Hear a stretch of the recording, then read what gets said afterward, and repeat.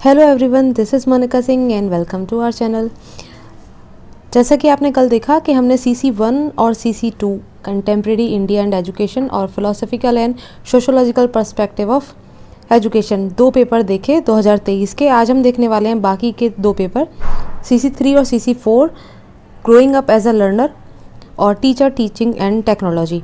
तो हमने कल भी पेपर को देखा था और साथ ही साथ डिस्कस भी किया था कि कौन से क्वेश्चंस रिपीट होते हैं या ज़रूरी हैं। तो आज भी हम वही देखेंगे। यदि आपने वो वीडियो नहीं देखी है तो देख सकते हैं जाकर, कल ही अपलोड की गई थी। तो इस पेपर में सेम उसी तरह जैसे बाकी दो पेपर थे, मैक्सिमम मार्क्स 80 रहेंगे। 3 आवर्स का आपका ड्यूरेशन रहेगा। 3 सेक्शन रहेंगे, long answer type, short answer type और वेरी शॉर्ट आंसर टाइप। तो लॉन्ग आंसर टाइप में आपका 48 के मार्क्स हैं, ठीक है। 3 क्वेश्चंस होंगे, हर एक 3 में आपको ऑप्शन दिया जाता है कि उन दोनों में से कोई एक करना है। ओके, सबसे पहले आपका यहाँ क्वेश्चन दिया है, शिक्षा एवं मनोविज्ञान में क्या संबंध है? शैक्षिक मनोविज्ञान के क्षेत्र और उद्देश्यों का वर्णन कीजिए। ये रिपीटेड क्वेश्चन है और ज़रूरी भी है क्योंकि बुक ही आपकी पूरी साइकोलॉजी के ऊपर है, तो एजुकेशनल साइकोलॉजी तो आना कंपलसरी है ही। फिर ये कंडीशनिंग थ्योरी, दोनों ऑपरेंट कंडीशनिंग और क्लासिकल कंडीशनिंग दोनों आपको पढ़ लेनी है। बहुत आसान सी थ्योरीज़ हैं, उनमें एक्सपेरिमेंट के बारे में बात की गई है और वो वहाँ क्या कॉन्सेप्ट यूज़ करते हैं ये बात की गई है, तो आप इनको ज़रूर कर लेंगे। तो यहाँ पूछा गया आपको ऑपरेंट कंडीशनिंग लर्निंग थ्योरी क्या है और इसका आप क्लासरूम टीचिंग में कैसे यूज़ करेंगे।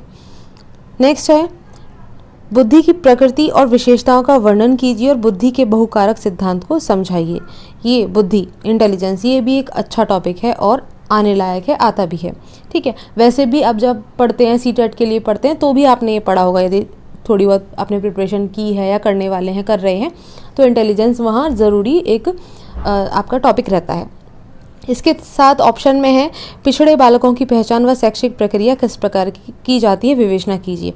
ये पहले भी आ चुके हैं, जैसे कुछ मिल जाएंगे आपको जो भी प्रॉब्लम्स होती हैं बच्चों में, मतलब एक्सेप्शनल जो चाइल्ड हैं, जैसे ये पिछड़े बालक हो गए, बैकवर्ड चिल्ड्रन। इसके अलावा जो जिनके आइज़ में कोई प्रॉब्लम है, ठीक है, दृष्टि बाधित बालक हैं या सुनने में उनको कोई श्रवण बाधित बालक हैं, ठीक है। प्रतिभाशाली बालक इसमें आ सकते हैं, जिनमें बहुत ज़्यादा प्रतिभा है, जो एवरेज से ऊपर बच्चे होते हैं। तो इस तरीके से कुछ 4-5 हैं इंपॉर्टेंट जो कि आपको ज़रूर पढ़ लेने हैं। आपने प्रीवियस ईयर और देखे होंगे, यदि उनमें भी आपने पाया होगा, ठीक। नेक्स्ट आपका थर्ड क्वेश्चन है, व्यक्तित्व का क्या प्रत्यय है? पर्सनैलिटी के बारे में पूछा है और साथ ही साथ 2 व्यक्तित्व सिद्धांत NE2 पर्सनैलिटी थ्योरीज़ के बारे में आपसे पूछा गया है। इसके साथ ऑप्शन में है, सीखने की प्रक्रिया में अभिप्रेरणा का क्या महत्व है? मोटिवेशन की इम्पोर्टेंस आपसे पूछी है। कक्षा में अपने छात्रों को अधिगम के लिए प्रेरित करने हेतु उपयोग में लाई जाने वाली प्रविधियाँ कौन सी हैं? टेक्निक्स आपसे यहाँ पूछी गई हैं कि स्टूडेंट्स को मोटिव करने के लिए आप किन किन टेक्निक्स का यूज़ करेंगे, ठीक। तो आप इन दोनों में से कर सकते हैं। ये ओवरऑल एक अच्छा पेपर है, growing up as a learner. Psychology बहुत इंटरेस्टिंग सब्जेक्ट भी है, तो लगभग इसमें जितने भी रिपीटेड क्वेश्चन भी होते हैं या उसके अलावा भी वो बहुत आसान भी हैं, आप समझ भी सकते हैं आसानी से।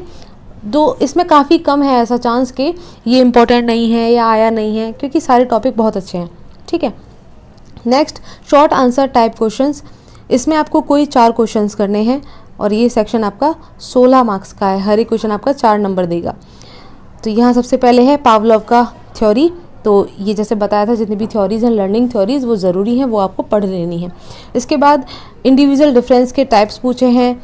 डेलिक्वेंट चाइल्ड, अपराधी बालक के बारे में पूछा गया है।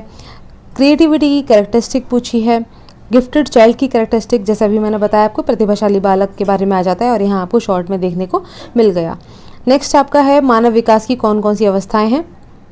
जैसे बच्चा बढ़ता है ना शुरू से, जैसे प्रीनेटल स्टेज होती है, इसके बाद में फिर आगे, इसके बाद में ह्यूमन या जो चाइल्ड है वो इन्फेंसी स्टेज में होगा, जब वो गोद में होता है बालक, ठीक है।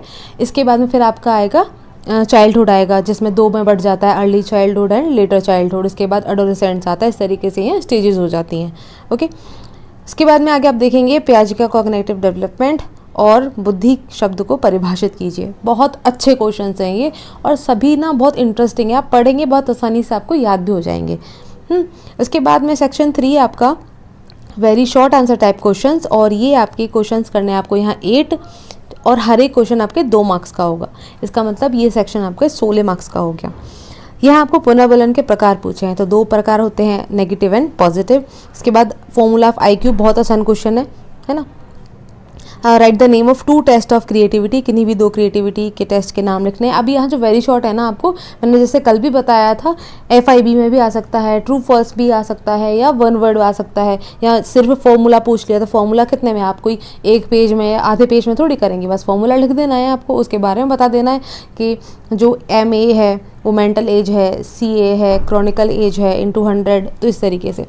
इसके बाद जब टेस्ट के नाम लिखेंगे तो सिर्फ टेस्ट के नाम पूछें तो आप ओनली टेस्ट के नाम ही लिखेंगे, उसमें बहुत ज़्यादा कुछ तो लिखना है नहीं। इसके बाद आपको डिफेंस मैकेनिज्म के बारे में पूछा है, psychology science of behaviour, who said it, कि ये जो वाक्य है किसने कहा, मनोविज्ञान व्यवहार का विज्ञान है, ये अरस्तु या प्लेटो में से किसी ने आई थिंक कहा था, तो वो आप देख लेंगे। इसके बाद इमोशनल इंटेलिजेंस ही पूछा है, what do you understand by mental health, who was a propounder of drive theory of motivation, ठीक, प्रेरणा संबंधी चालक सिद्धांत के प्रतिपादक किसने दिया था ये सिद्धांत, ये पूछा गया है। इसके बाद बुद्धि के बहुकारक सिद्धांत के प्रतिपादक कौन है, बुद्धि के बहुकारक सिद्धांत आपका अभी लॉन्ग में भी आया था, तो इसके आप प्रतिपादक प्रोपाउंडर या फाउंडर के बारे में तो पढ़ ही लेंगे। और आगे मेंटल एज, ये कॉन्सेप्ट किसने दिया, ये पेपर सबसे अच्छा है, अगर आपने पढ़ा भी होगा तो आपने पाया होगा साइकोलॉजी बहुत इंटरेस्टिंग है, तो आप आसानी से इसको कर सकते हैं। नेक्स्ट हम आते हैं टीचर, टीचिंग एंड टेक्नोलॉजी पर। तो यहाँ आपको टेक्नोलॉजी देखने को मिलेगी, ठीक है, देखेंगे हम कैसे कैसे पूछा गया है उनसे क्वेश्चंस। तो यहाँ सेम वही सारा पैटर्न है क्वेश्चन पेपर का। सबसे पहले आपके लॉन्ग आंसर टाइप क्वेश्चन आ जाते हैं, जिसमें से हर एक में आपको ऑप्शन मिलेगा। तो पहले आपका शैक्षिक तकनीकी को परिभाषित कीजिए, एजुकेशनल टेक्नोलॉजी पूछा है, और teaching technology and instructional technology को डिस्क्राइब कीजिए, साथ ही साथ बताइए कि ये तकनीकियाँ शिक्षक के लिए किस प्रकार से उपयोगी हैं। ऑप्शन में शिक्षण की विभिन्न अवस्थाओं का सविस्तार वर्णन, तो ये एक रिपीटेड क्वेश्चन है, डिफरेंट फेजेस आप बता सकते हैं। 3 फेजेस होते हैं, आप जानते हैं, प्री एक्टिव, एक्टिव और पोस्ट एक्टिव।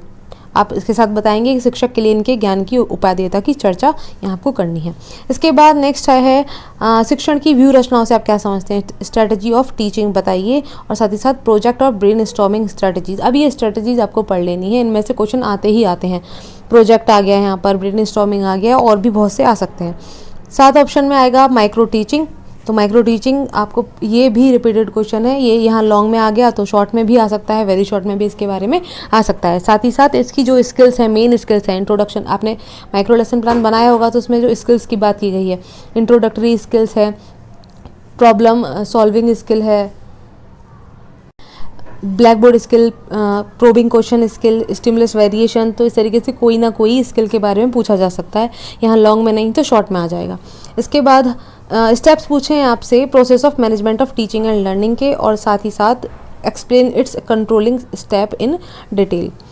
आगे इसके साथ ऑप्शन में है शिक्षण सहायक सामग्री से आप क्या समझते हैं, ये रिपीटेड है और आसान भी है। इसके साथ में यदि ये लॉन्ग में आता है ना, जैसे ये ऑप्शन में आया तो ये आसानी से किया जा सकता है।